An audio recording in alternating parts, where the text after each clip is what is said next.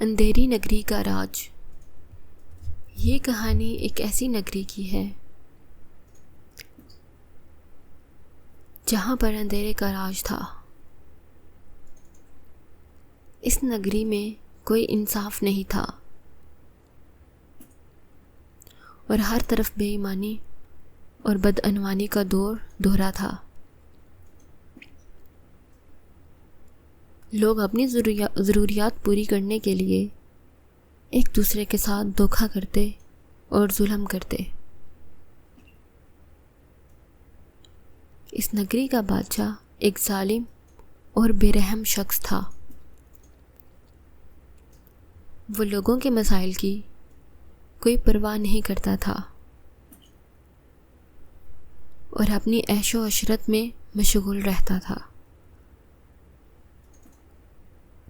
اس کے وزیر بھی اسی کی طرح کے تھے، جو بادشاہ کی خوشنودی کے لیے عوام کا خون چوستے تھے۔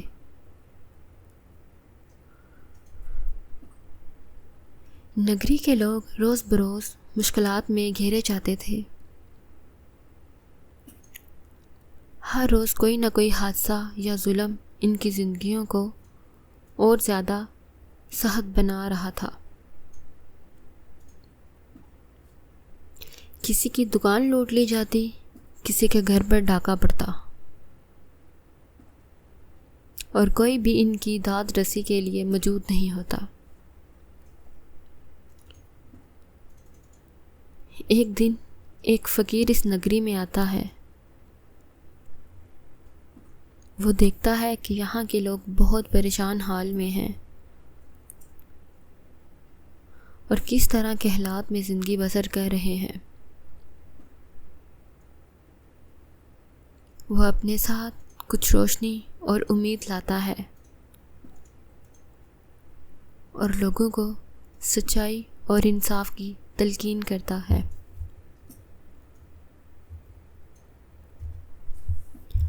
فقیر کی باتیں لوگوں کے دلوں کو چھونے لگتی ہیں۔ وہ دیکھتے ہیں کہ ان کی باتوں میں سچائی ہے اور وہ ایک نئی امید کی کرن دیکھنے لگتے ہیں۔ لوگ آہستہ آہستہ ان کے گرد جمع ہونے لگتے ہیں اور اسے اپنی مشکلات کا حل پوچھتے ہیں۔ بادشاہ کو جب فقیر کی باتوں اور لوگوں کے اس پر اعتماد کی خبر ملتی ہے تو وہ بہت ناراض ہوتا ہے۔ وہ سمجھتا ہے کہ فقیر اس کے خلاف بغاوت کو ہوا دے رہا ہے اور لوگوں کو اس کے خلاف بھڑکا رہا ہے۔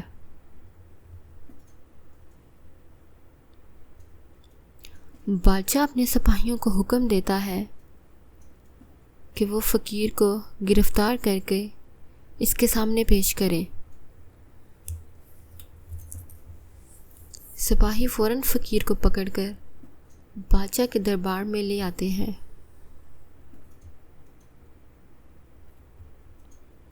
فقیر بہادر اور مطمئن نظر آتا ہے۔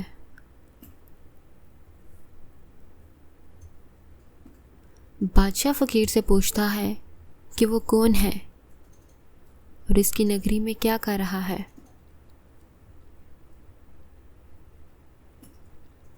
فقیر مسکراتے ہوئے جواب دیتا ہے کہ وہ ایک مسافر ہے جو سچائی اور انصاف کی تلاش میں ہے۔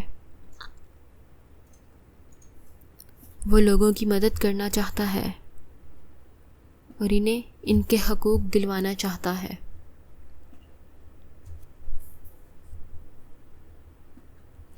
فقیر کی باتیں بادشاہ کے دل پر گراں گزرتی ہیں۔ وہ سوچتا ہے کہ یہ فقیر اس کے لیے خطرہ بن سکتا ہے اور اس کی حکومت کو کمزور کر سکتا ہے۔ اس لیے وہ فیصلہ کرتا ہے کہ فقیر کو اس نگری سے نکال دینا چاہیے۔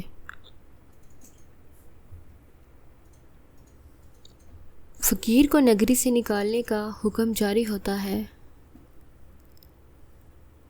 لیکن لوگ اس کے ساتھ ہیں اور اس کے حق میں احتجاج کرتے ہیں۔ وہ کہتے ہیں کہ فقیر نے ان کی زندگیوں میں امید کی کرن پیدا کی ہے اور وہ اسے یوں جانے نہیں دیں گے۔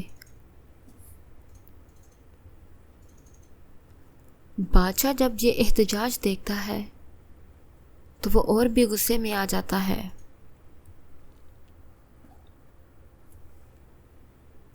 وہ اپنے سپاہیوں کو حکم دیتا ہے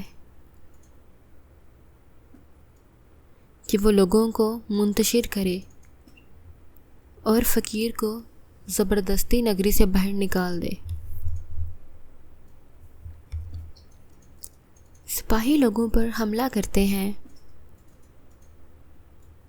اور انہیں زور زبردستی سے منتشر کرتے ہیں۔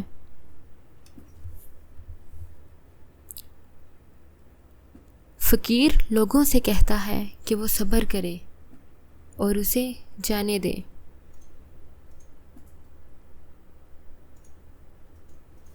کیونکہ سچائی اور انصاف کی راہ ہمیشہ مشکل سے بری ہوتی ہے۔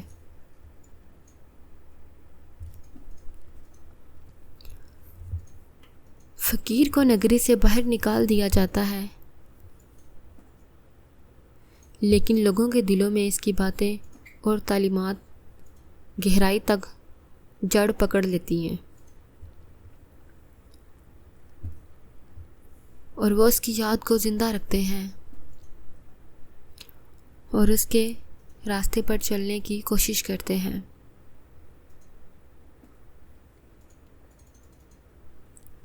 آہستہ آہستہ لوگ بادشاہ کے ظلم و ستم کے خلاف متحد ہونے لگتے ہیں۔ وہ سمجھتے ہیں کہ اگر وہ سب مل کر کام کرے تو وہ اس کی ظلم کی حکومت کو ختم کر سکتے ہیں اور ایک انصاف پر مبنی نظام قائم کر سکتے ہیں۔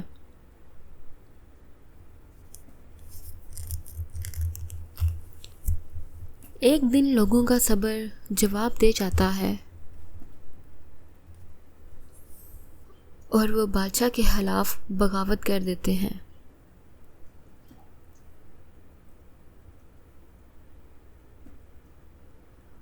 وہ اس کی حکومت کو ختم کر کے اپنی نگری میں سچائی اور انصاف کا نظام قائم کرتے ہیں۔ فقیر کی تعلیمات اور ان کی رہنمائی کرتے ہیں اور وہ ایک بہتر مستقبل کی طرف قدم بڑھاتے ہیں۔